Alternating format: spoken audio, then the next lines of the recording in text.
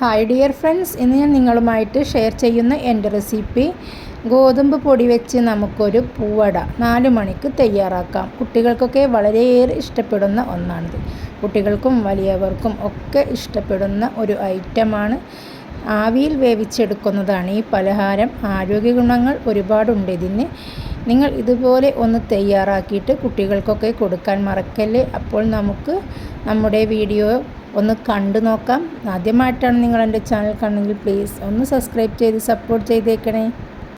ഞാനിവിടെ എടുത്തിരിക്കുന്നത് ഒരു അരമുറി തേങ്ങ ചിരവി എടുത്തിട്ടുണ്ട്. കൂടെ തന്നെ ഒരു 4 അച്ച് ശർക്കരയും. ഞാൻ എപ്പോഴും പറയാറുള്ളതാണ്, നിങ്ങളുടെ വീട്ടിലെ അംഗങ്ങൾക്കനുസരിച്ച് തന്നെ ഇൻഗ്രീഡിയൻസ് ഒക്കെ കൂട്ടിയെടുക്കുക. ഇതുപോലെ നമ്മുടെ ശർക്കര നന്നായിട്ടൊന്ന് പൊടിച്ചെടുക്കണം. മിക്സിയിൽ ചതച്ചെടുക്കാൻ പറ്റുമെങ്കിൽ അങ്ങനെ എടുക്കാം, അല്ലെങ്കിൽ ഇതുപോലെ നമുക്കൊന്ന് സ്ലൈസ് ചെയ്ത് ഇതുപോലെ അരിഞ്ഞെടുക്കാം. കണ്ടില്ലേ, ഇതുപോലെ അരിഞ്ഞെടുത്തതിന് ശേഷം നമുക്ക് ഈ തേങ്ങയും ശർക്കരയും കൂടി നന്നായിട്ടൊന്ന് മിക്സ് ചെയ്ത് കൊടുക്കാം. തേങ്ങയും ശർക്കരയും മിക്സ് ചെയ്യുമ്പോൾ ഇതിലേക്ക് നമുക്ക് ചുവന്നുള്ളി ഒരു 6-7 ചുവന്നുള്ളി എടുത്തിട്ട് അരിഞ്ഞിട്ട് നിങ്ങൾക്ക് ഇഷ്ടമുണ്ടെങ്കിൽ ഇട്ട് കൊടുക്കാം. വളരെ രുചിയാണ്. ഞാനിവിടെ ചെയ്തിട്ടില്ല, നിങ്ങൾക്ക് അത് ഇഷ്ടമാണെങ്കിൽ ചെയ്ത് കൊടുക്കാം. ഇനി ഇതിലേക്ക് ഞാൻ എടുത്തിരിക്കുന്നത് 2 കപ്പ് ഗോതമ്പ് പൊടിയാണ്.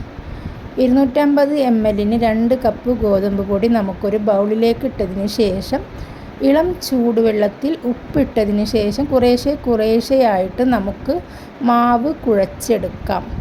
ചപ്പാത്തിക്ക് കുഴക്കുന്ന അതേപോലെയാണ് ഇതിനും നമ്മൾ കുഴച്ചെടുക്കേണ്ടത്.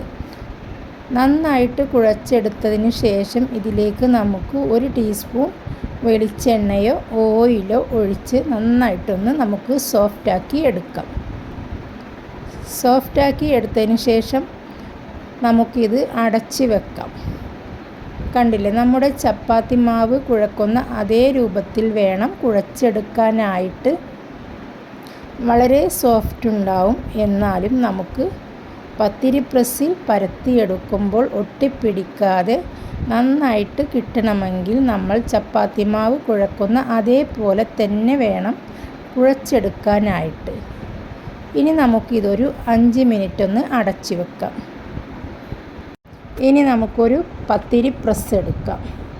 പത്തിരി പ്രസ്സിൽ 1 തുള്ളി വെളിച്ചെണ്ണ നമുക്കൊന്ന് തടവിയതിന് ശേഷം ഇതുപോലെ ചെറിയ ഒരു ബൗൾ ഉരുട്ടിയെടുക്കാം. എന്നിട്ട് നമുക്ക് പത്തിരിയുടെ വലിപ്പത്തിൽ ഇതൊന്ന് പരത്തിയെടുക്കാം. ഇനി ഇതിൻ്റെ ഉള്ളിലേക്ക് നമുക്ക് തേങ്ങാക്കൂട്ട് വെച്ച് കൊടുക്കാം. ഇതുപോലെ കുറേശ്ശെ വെച്ച് കൊടുത്തതിന് ശേഷം നമുക്കിതൊരു ഭാഗം മടക്കി കൊടുക്കാം. ഇതിൽ കാണുന്ന അതേപോലെ തന്നെ ചെയ്തെടുക്കുക. കണ്ടോ, ഇതുപോലെ ഒരു ഭാഗം മടക്കി കൊടുത്ത് സൈഡെല്ലാം നമുക്ക് ഇതുപോലെ ഒന്ന് ഒട്ടിച്ചു കൊടുക്കാം. ഇനി നമുക്ക് കോഴിവട ഞൊറിയുന്നത് പോലെ കോഴിവടയുടെ ആ ഷേപ്പിൽ തന്നെ നമുക്കിതിൻ്റെ വക്കൊക്കെ ഒന്ന് ചെയ്ത് കൊടുക്കാം. ഈ പലഹാരം ഉണ്ടാക്കി കഴിയുമ്പോൾ കാണാൻ നല്ല ഭംഗിയാണ് ഇതുപോലെ മുടഞ്ഞെടുക്കുമ്പോൾ. ഇതിന് ഒരു അച്ചുണ്ട്, പൂവടയുടെ അച്ച്. ആ അച്ചിൽ വെച്ചിട്ടും നമുക്കിത് ചെയ്തെടുക്കാം. ഞാനിവിടെ 2-3 എണ്ണമൊക്കെ ഉണ്ടാക്കിയതിന് ശേഷമാണ് കേട്ടോ വീഡിയോ എടുക്കാൻ മറന്നുപോയി. അപ്പോൾ ഞാൻ ഇത് നിങ്ങൾക്ക് കാണിക്കാനായിട്ട് വീണ്ടും പരത്തിയിട്ട് ഇതുപോലെ വെച്ചിട്ട് കാണിച്ചു തരികയാണ്. ഓൾറെഡി 3-4 എണ്ണം ചെയ്തിട്ടുണ്ട്. അതിന് ശേഷമാണ് കേട്ടോ, ക്യാമറ ഓണായിട്ടുണ്ടായിരുന്നില്ല. അപ്പോൾ ഇതുപോലെ നിങ്ങൾ ഉണ്ടാക്കുക. കണ്ടില്ലേ, ഇതേ ഷേപ്പിലാണ് മടക്കിയെടുക്കേണ്ടത്.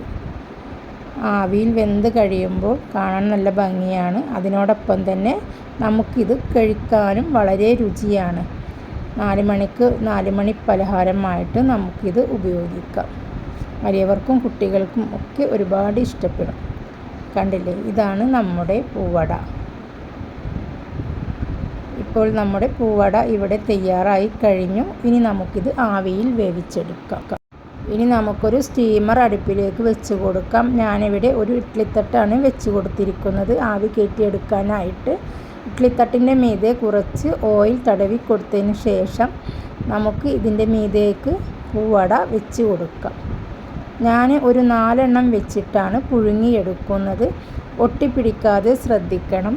നന്നായിട്ട് ചൂടാറിയതിന് ശേഷം വേണം നമുക്ക് ഈ പൂവട ഇതിൽ നിന്നും വേർപെടുത്താനായിട്ട്. 4 എണ്ണം ഞാൻ ആദ്യം വെച്ചിട്ട് സ്റ്റീമർ അടച്ച് വെച്ചിട്ടാണ് വേവിച്ചെടുക്കുന്നത്. ഇങ്ങനെ കുറേശ്ശെ ഇട്ടിട്ട് വേവിച്ചെടുക്കുകയാണ്. ഇനി നമുക്കിത് അടച്ച് കൊടുക്കാം. ഒരു 10 മിനിറ്റിന് ശേഷം നമ്മുടെ ഇഡ്ഡലി കുക്കർ വിസിലടിക്കും. അപ്പോൾ നമ്മുടെ പൂവട വെന്ത് കഴിഞ്ഞ് തീ ഓഫാക്കിയതിന് ശേഷം ചൂടാറിയിട്ട് നമുക്കിത് മാറ്റി വെക്കാം. അടുത്ത ട്രിപ്പും ഇതുപോലെ തന്നെ ഇഡ്ഡലിത്തട്ട് എണ്ണ തടവിയതിന് ശേഷം നമ്മുടെ പൂവട ഇതിലേക്ക് വെച്ച് കൊടുക്കാം. 4 എണ്ണ വെച്ച് കൊടുത്ത് നമുക്ക് ഇതുപോലെ തന്നെ പുഴുങ്ങിയെടുക്കാം. 10 മിനിറ്റിന് ശേഷം നമ്മുടെ പൂവട ഇവിടെ റെഡിയായി കിട്ടും.